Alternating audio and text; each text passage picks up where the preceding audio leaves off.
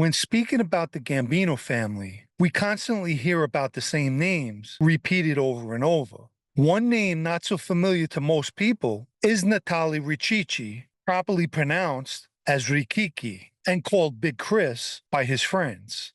Richichi was born on February 23, 1916 in Brooklyn, New York, and his life in crime dates back to Murder, Inc., which was a national crime syndicate founded by Louis Lepke and Albert Anastasia, an organization that carried out contract hits. And prior to his death, Richichi was considered one of the last living members of Murder Incorporated. Richichi eventually became associated with Ettore Zappi, a Gambino captain, one related to and extremely close to Carlo Gambino. Zappi began grooming Richichi and in the late 1970s proposed him for membership. Another member of Zappi's crew was Robert DiBernardo. And besides the crew's everyday rackets, Zappi, Richichi, and DiBernardo, through intimidation and extortion, took control over the lucrative peep show machine business in South Florida. Zappi would often send Richichi to shake down businesses. During this time, Zappi had interest in the pornography industry. During an FBI investigation in and around October 1974, an unnamed person spoke with the FBI and discussed being extorted by Zappi, Richichi, and DiBernardo. The investigation revealed numerous reports of Richichi threatening business owners in the pornography industry. One owner, Frank Hopkins, told the FBI that he was very afraid of Richichi and often tried to avoid him. Apparently, Richichi would take over peep show spots, and when he felt they became too hot, he would sell them. He knew that the FBI and local authorities in both Dade and Broward counties had the shops under physical surveillance. Witnesses also told law enforcement that Zappi and Richichi's presence in South Florida was very powerful. For instance, Richichi would show up to a shop and tell the owner that he wanted to install new machines, and if the owner didn't comply, his machines were sabotaged. Another person told the FBI that Richichi, who he knew as Big Chris, used extortion tactics with his coin-operated pornographic machines for several years in South Florida, as well as offering to take over peep show concessions in various adult bookstores. He would pick up machines from the companies who made them, but never pay for them. During this time, Zappi purchased a house at 2099 North Atlantic Boulevard in Fort Lauderdale, where, as you can see, there's now buildings there. And Richichi was living at the Jockey Club in Miami. On several occasions, law enforcement surveilled Zappi having dinner with Richichi at the Jockey Club where he lived. At the time, Richichi was operating out of SD Art Inc. in Hollywood, Florida. Law enforcement was tapping his phone and learned of a meeting at Tony Roma's, the Broward County Sheriff's Office, surveilled the meeting between Richichi, Zappi's driver, Robert Rubino, Michael Wazowski, who owned adult bookstores in South Florida, and Michael Rogers, who operated massage parlors, also in South Florida. In June of 1976, Richichi was subpoenaed to a grand jury for all of the above mentioned.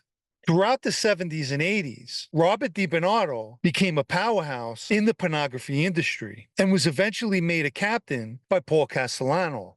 On June 5, 1986, DiBernardo left his office at 418 Broome Street, Manhattan, at 2 p.m. and headed to a meeting in Brooklyn, where he was subsequently shot and killed. At the time, John Gotti was the boss and made Richichi a captain of a small crew in South Florida. The following month, in July 1986, Ettore Zappi passed away at the age of 82 while in Florida. Richichi would inherit Zappi's interest in the pornography industry. Prior to his death, Zappi was receiving payments from the Florida strip club, the Dollhouse 3. And while attending Zappi's wake, Richichi pulled aside Pat Nigro, another driver of Zappi's, and told him that everything Zappi had coming to him in South Florida now belonged to him. Initially, after receiving these instructions, the owners of the Dollhouse tried ignoring Richichi, but they were warned by Nigro, who told them, "This is an old-time mafia guy, a mean guy, no one to mess with." Consequently, Richichi personally met with the Dollhouse owners, and they started paying him $500 a week.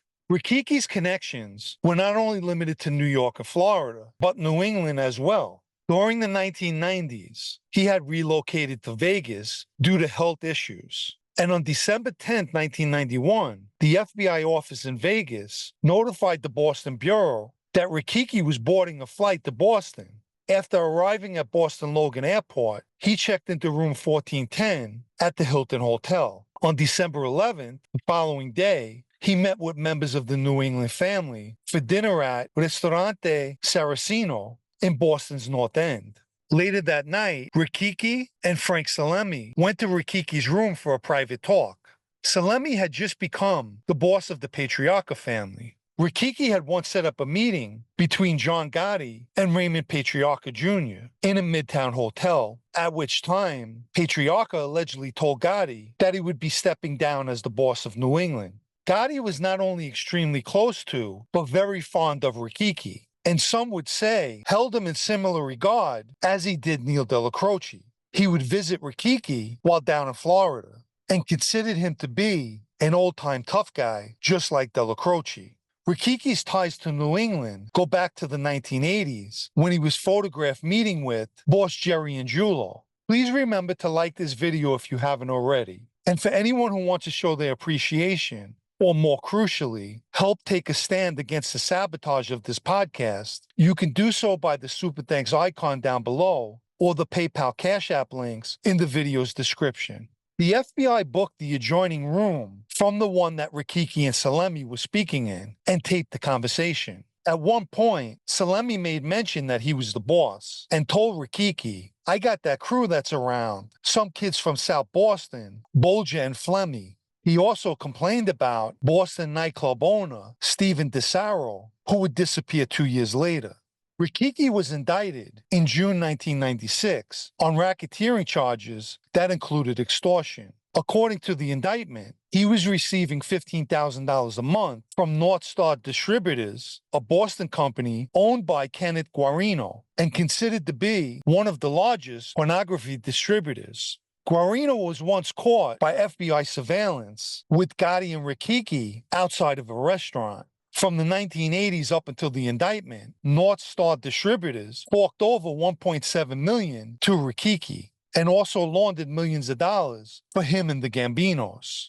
During the trial, Richichi showed up in court wearing oxygen tubes. Nevertheless, he was convicted in November 1996 and sentenced to 6 years. The following year, he also pled guilty in a tax evasion case and received an additional 41 months.